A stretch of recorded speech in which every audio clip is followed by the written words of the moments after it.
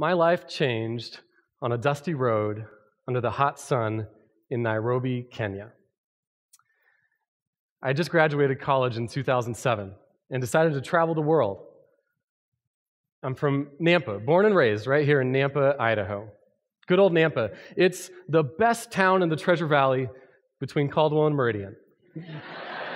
Good old Nampa. It's kind of a smaller town. Actually, the Native American word for Nampa means city close to Boise. It's good old Nampa. And I left this funny-smelling, sugar beet-loving town and went all the way to Nairobi, Kenya.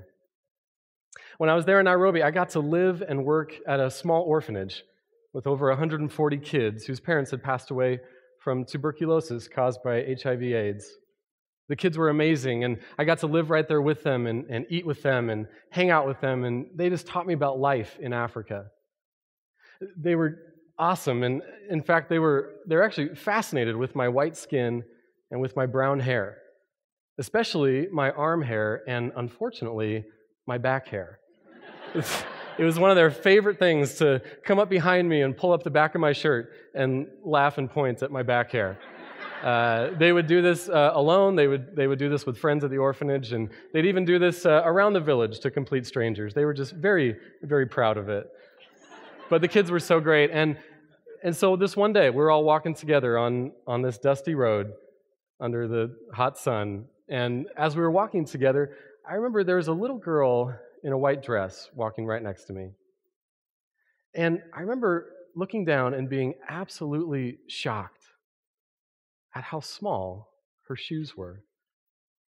I mean, her shoes just didn't fit at all.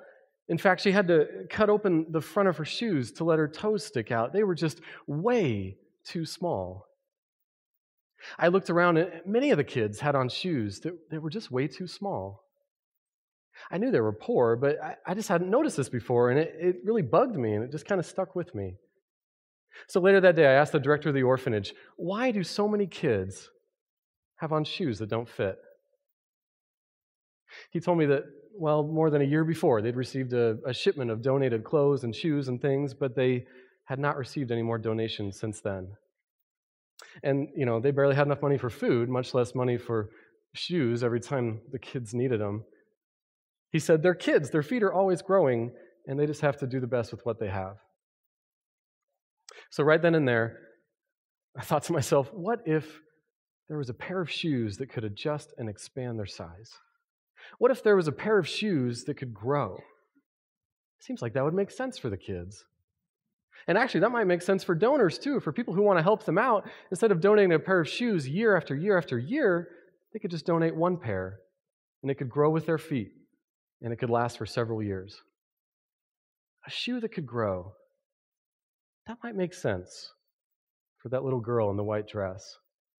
That might make sense for a lot of the kids at the orphanage, and who knows, that might make sense for the estimated 300 million kids around the world who have no shoes, and countless more with shoes that don't fit. A shoe that could grow. We'll come back to that.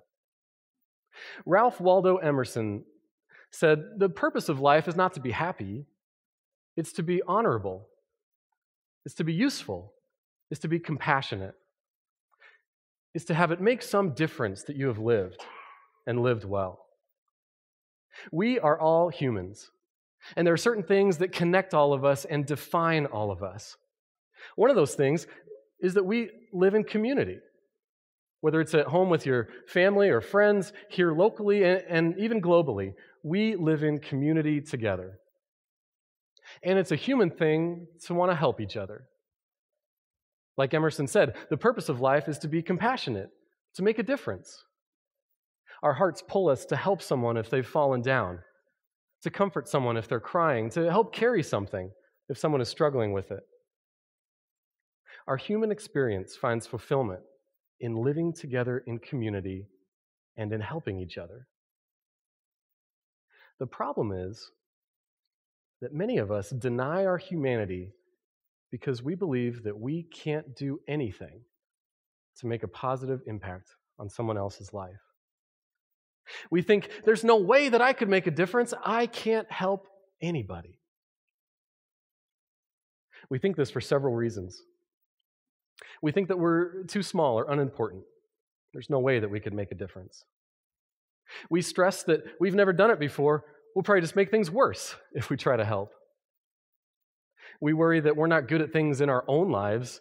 What in the world are we doing trying to help somebody else? We think we're too inexperienced or uneducated to help somebody. We're not Bill Gates or Mother Teresa. There's no way that we could make a difference. Or we just plain old wrestle with feelings of inadequacy or fear, which lead to laziness and stagnation. It's just easier to sit on the couch and watch Netflix because we just really believe that we can't help somebody else. So how do we overcome these feelings? Because you and I know we see it every day, online, in the paper, and the news. There are people around us and around the world who struggle with small things and big things. There are people who need help. So again, I ask, how can we overcome these feelings and get out there and begin to help each other? Well, I don't have all the answers, but I have had a few experiences these past few years that have given me the confidence to put myself out there to try to make a difference. And I hope that something I say today can encourage you to do the same. For me, it can all be summed up in a simple phrase: practical compassion. Practical compassion, the small things that make a big difference. Let me say it again, because this simple phrase and concept has changed my life. Practical compassion, the small things that make a big difference. There are people all over the globe that live with practical compassion every day. Let me tell you about a 9-year-old girl named Vivian and how she lives with practical compassion. Vivian lives in Marin County, California. One day, her parents showed her an article that had a picture of 2 young boys carrying giant slabs of slate. Her parents told her that these were child slaves. Their parents were forced to sell them into slavery to a wealthy business owner in order to have enough money to buy food for the rest of the family. Vivian told her parents, "We have to help. We have to do something because this is too sad. What if that were me and my brother? We have to do something."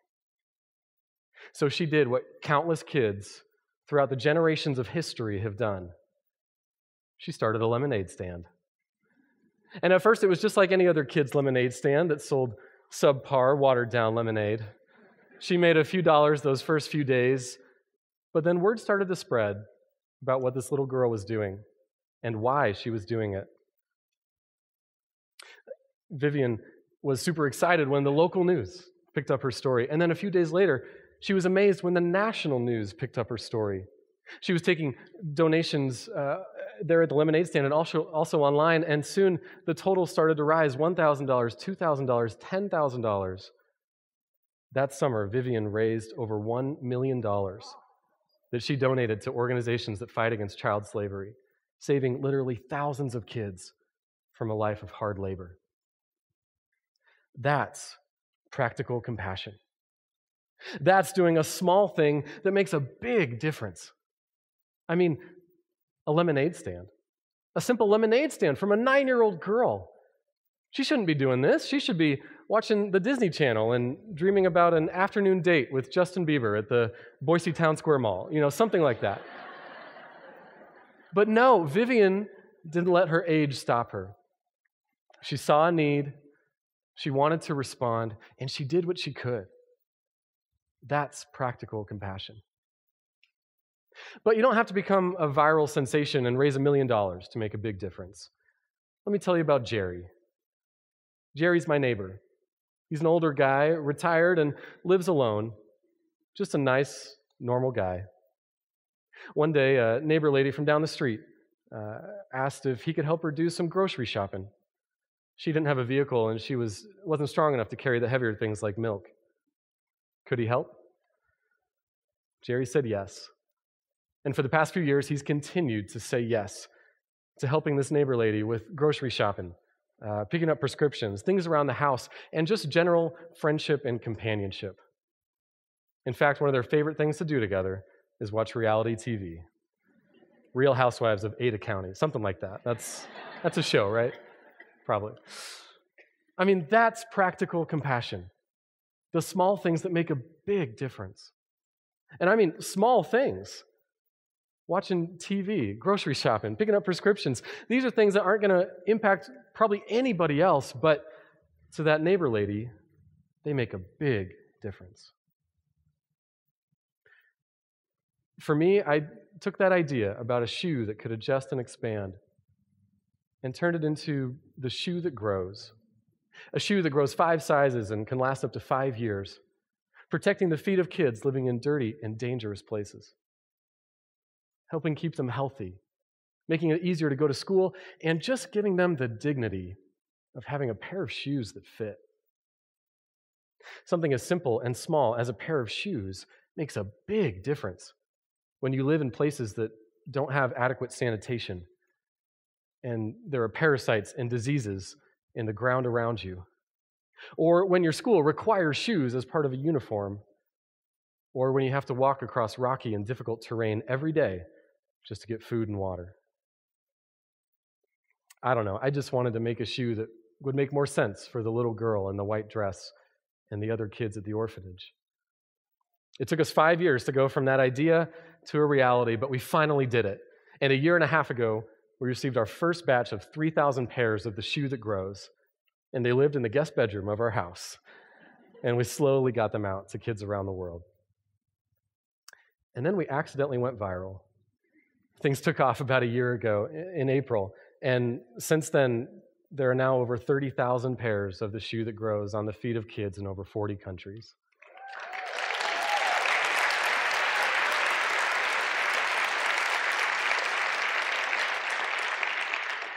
Seeing a need, wanting to respond, and just doing what you can, even if it's as simple and small as a pair of shoes. That's practical compassion. But did you know the shoe that grows almost didn't happen? I mentioned things earlier that cause people to believe that they just can't make a difference. Hey, I was in that same boat. I struggled with those same feelings. In fact, let me take you through the checklist.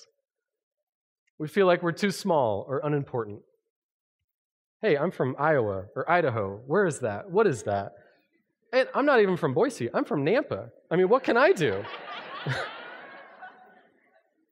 We really stress that we've never done this before. We'll probably end up making it worse. I've never made a shoe before. I'll probably make a shoe that hurts the kids more than it helps them. I shouldn't do this. We worry that we're not good at things in our own lives. What in the world are we doing trying to help somebody else? Hey, I've got a laundry list of things that I struggle with. I mean, I'd ask my wife. What am I doing trying to help somebody else? We think that we're too inexperienced or uneducated. Hey, I'm the son of a plumber. He was the best plumber in Idaho, but I'm the son of a plumber. I'm not a billionaire. I'm not a celebrity. I don't have a doctorate in economics or humanitarian development. What am I doing trying to help other people? Or we just wrestle with those feelings of inadequacy and fear. Hey, I'm that guy, apparently alone at Halloween. I don't even know where this picture's from, but I'm this guy. I'm a regular guy from Nampa who, the best thing I got going for me is that according to a couple hundred African kids, I've got a noteworthy amount of back hair. That's me. What am I doing trying to help other people? Many people, including me for a while, just really believe that they can't do anything to make a difference. Maybe you feel that same way. Well, if you ever do, I want you to remember the stories from today. A little girl with a lemonade stand. An old guy helping a neighbor. Or me, a regular guy from Nampa who had a crazy idea for a new shoe. All of us and so many others are beginning to shred our fear, shred our doubts, shred our laziness and our selfishness, and live with a heart and a mindset of practical compassion. And you can too. You don't have to be a perfect person. You don't have to have all the answers. You don't need a doctorate to make a difference. It doesn't matter if you're a kid, a teenager, an adult, an adult who still acts like a kid, or an older person, you can live with a heart and a mindset of practical compassion, doing the small things that truly, truly make a big difference. You can connect with the deepest parts of your humanity. As we all live in community together, and as we just do what we can to help each other. That's life. That's us. And you can do it. You can open your eyes to the needs around you. You can respond to what you see and hear in your neighborhood, in your city, and around the world. You can live with practical compassion. You can do it. In fact, let's do it together. Thank you.